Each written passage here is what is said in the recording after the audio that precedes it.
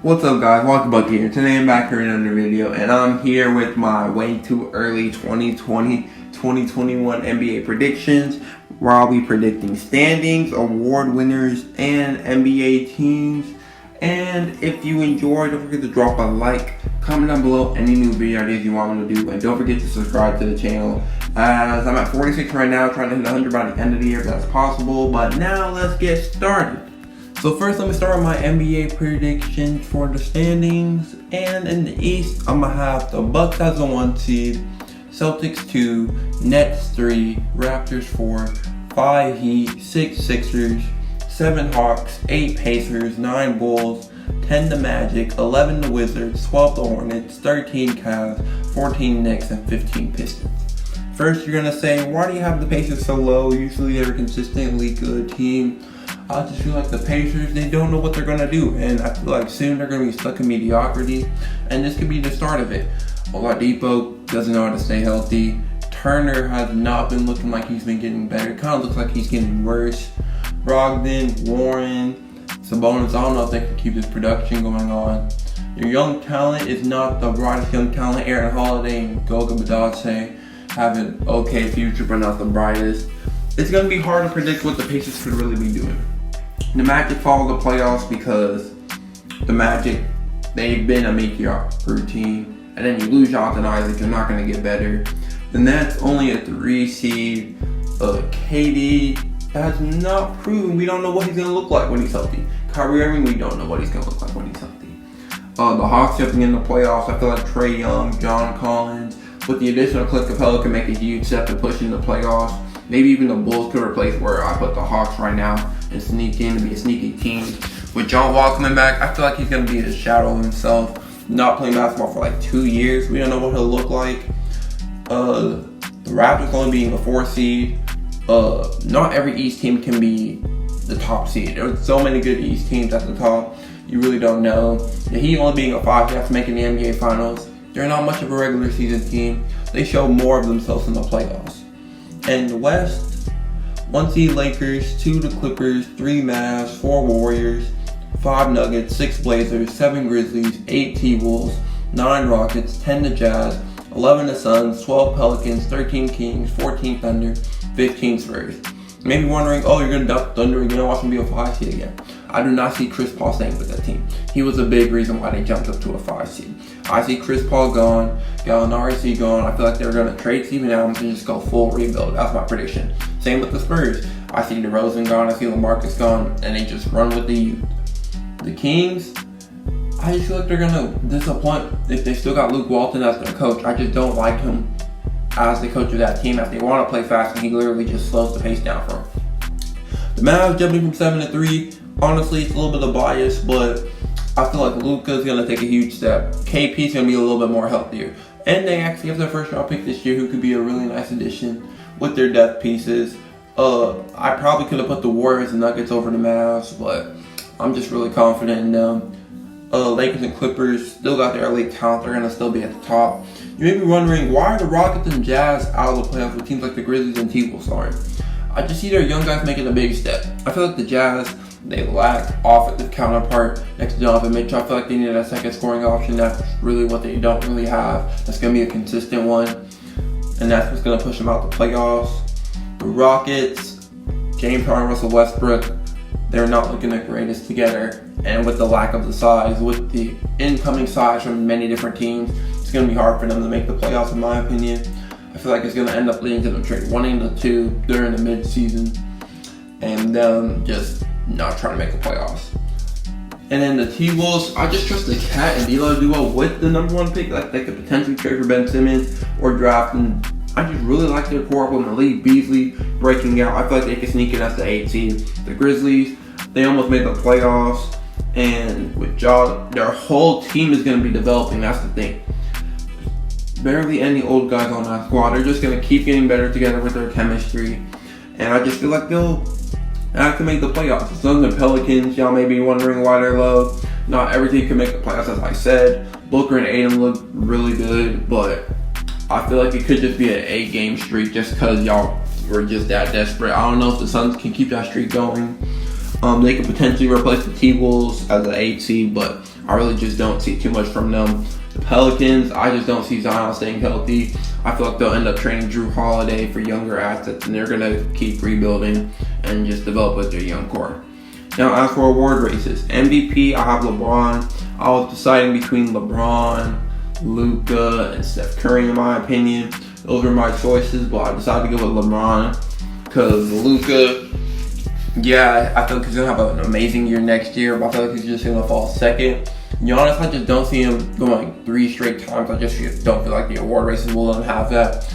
I just put LeBron because I feel like the Lakers are going to be the 1 seed once again, and LeBron's going to be the huge factor for that. Defensive Player of the Year, I'm going to have it going to Anthony Davis. I was decided between him, Giannis, Bam, Gobert, Simmons, but I decided to go Anthony Davis.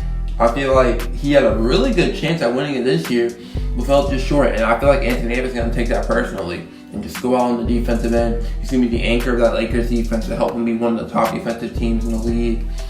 Rookie of the Year, I'm going to have Tyrese Halliburton. There's just always these surprises every season in the NBA, whether it's from breakouts from Devontae Graham or rookie showing out like Eric Pascal. I feel like Tyrese Halliburton is going to surprise everyone. I feel like he has the skill set to really be a really impactful player from the start, and I just got him in the Rookie of the Year. 6th man, I got Lou Williams. All the time between him, Schroeder, and Spencer Dinwiddie, and even Marcus Smart. But I just don't think Lou Will is going to cool off yet. I feel like he got one more really 6th man of the year type year in him. Schroeder, I feel like if they trade Chris Paul, he's going to end up getting a starting spot that takes him out of the race.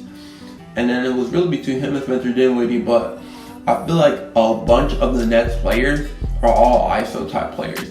No one who could really play off the ball, and that's really just going to hurt out his chances and give Lou Williams. Most improved player, I got OG. He had an okay year, but I feel like he could really break out. With Siakam struggling as a first option on a really contender, I feel like the supporting cast is what's going to help him step up. Especially if Fred VanVleet leaves, OG Anunoby's going to have a really huge role in that Raptor squad, and I see him making a big case for it. And then Coach of the Year, I got Brad Stevens. Between him, could have been Vogel, could have been Steve Nash, could have been, honestly, it could have been Rick Carlisle too, but I decided to give it to my guy in Brad Stevens. I feel like the Celtics, they're going to see huge stars come out of their team. I feel like Brad Stevens is going to help them. He's a really great coach already, and I feel like he's going to really break out the Celtics squad to hopefully be a title contender next year. As for my All-NBA teams, first team I got Harden, Luka, LeBron, Giannis, and Jokic. I feel like this was slightly hard because there was one other guard I wanted to put on first team. I decided to give it to Harden and Luka. I feel like they're just going to keep their offensive powerhouse. I feel like they're going to keep it going, and that keeps them on first team. I feel like Jokic, the showing show at the bubble, he could really do that consistently in a year. It could be an MVP candidate this year, but really wouldn't win it. But I feel like he could really show why he's first team. And then LeBron and Giannis, or LeBron and Giannis. Second team, I'm going to have Steph Curry, Damian Lillard, Kawhi Leonard, Jason Tatum, and Anthony Davis. I'm going to put Anthony Davis as the center for the All-NBA teams because I really could have moved him to forward. But I feel like Tatum and really going to break out this year. I feel like he's going to become a confirmed top 8 player in the league thanks to this season. And I just really wanted to put him on the second team and move AD to center because I feel like I didn't want to move AD down to third team, and I would have probably have like Embiid at second team, Bam at third team, but that just would have felt weird. The third team, I'm gonna have Jaylen Brown, Trae Young, Kevin Durant, Ben Simmons, and Joel Embiid. Simmons, he can play guard or the forward, so I'm putting him at the forward. I feel like his defensive abilities plus his growing skill game is really just gonna put him on third team again. Jaylen Brown, I feel like he's gonna break out as a really huge important factor to this Boston Celtics squad. I feel like he's going to have an amazing year that puts him on third team. Trae Young, the fact that he'll be able to put these numbers up on an actual playoff team will put him here. KD, I couldn't put him higher because of injury issues, but I feel like he's a good spot right here. And Embiid, you know what he's going to do. Playing next to Simmons, he won't get all the touches, but he'll still be able to beast. On all defensive teams, I'm going to have Ben Simmons, Chris Dunn, Giannis, Anthony Davis, and Bam Adebayo. You may be saying, don't You have a former Defensive Player of the Year winner that should have been on first team. I just feel like Bam's gonna break out next year. I feel like he really could have made an All-NBA team next year. But I feel like his defensive ability is really gonna show out, especially somehow the Heat get another center. Him guarding fours would be just amazing for him with his versatility. I feel like that's what's gonna put him over the edge. Chris Dunn, if y'all don't know, he's a lockdown. Was second in the league in steals. Was top 10, I think, in defensive box plus minus last year. And he's still being able to grow as an offensive player. People will know Chris Dunn's name more once you can see him grow. Ben Simmons and Simmons, Giannis and AD, or Giannis and AD. Second team I'm gonna have Marcus Smart, Drew Holiday, Kawhi Leonard, OG Anunoby, and Rudy Gobert. I could have put Anunoby and replaced him when I got like Paul George or someone like that. But I just give Anunoby the spot because I have him winning most improved player because I feel like I see him breaking out in both offensively and defensively. And Kawhi, Drew Holiday, people forgot how good of a defender he was. Marcus Smart, you know, and Gobert, you know what he does. Then finally, the rookie teams. First team I have Tyrese Haliburton, LaMelo Ball, Anthony Edwards, Onyeka Okongwu, and James Wiseman.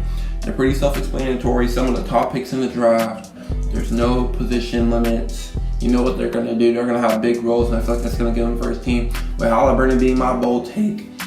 And then second team, I'm going to have Killian Hayes, Grant Riller, Jamias Ramsey, Denny Avila, and Obi Toppin. With the bold takes being Grant Riller and Jamias Ramsey. There's always those sleeper and gems that always break out to be second team all-rookie, first team all-rookie, Malcolm Brogdon winning Rookie of the Year. There's going to be those gems, and I just feel like Grant Riller, he has lottery talent. He's just going to be picked late in the round because of his age and because of other factors that we do not have to talk about.